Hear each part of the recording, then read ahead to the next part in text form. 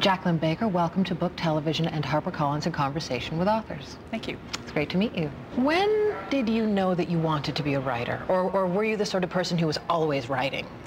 Yeah, I really want to be that person who says, well, I wrote my first novel at 5, but I really wasn't. I always liked writing, but really I always loved reading, and so I think I was more a natural reader than a natural writer, and I did like doing it, but didn't really come to it seriously until I was about 30, when I was in university and started taking some creative writing classes. I always poked around a little bit, you know, played around with it, wrote some horrendous poetry when I was a teenager, as many of us did. All of us did. Dark poetry. Yeah. You know, I have to say I'm still pretty proud of my teenage poetry.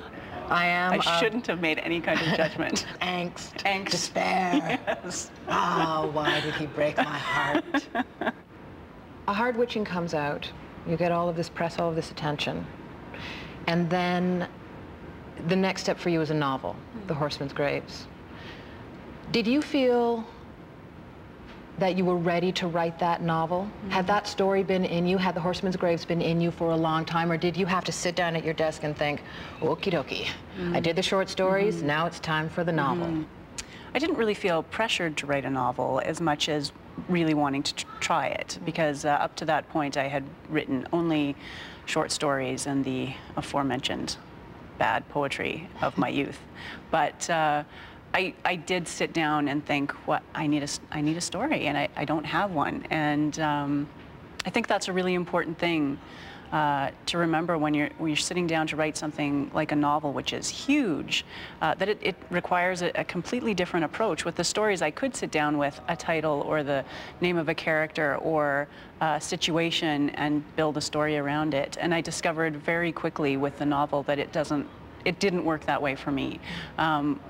That I needed a broader vision and a bigger scope of things. Let's talk about setting.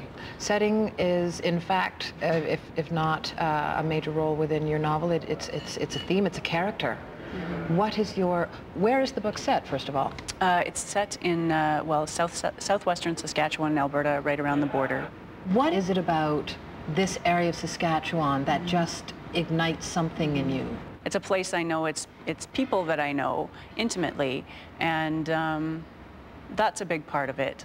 Something about the death of a society, I think. I haven't quite put my finger on it yet. It's something that I think about quite a lot.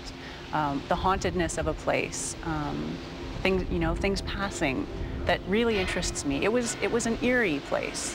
And for me, that area of southwestern Saskatchewan is eerie too, and haunted. And I don't know that others would necessarily see it that way. And maybe it's from my many years of reading horror novels and mysteries that I've somehow applied that to the place where I was reading them. But for me, it's an eerie place and a sad place, and deserves to be written about.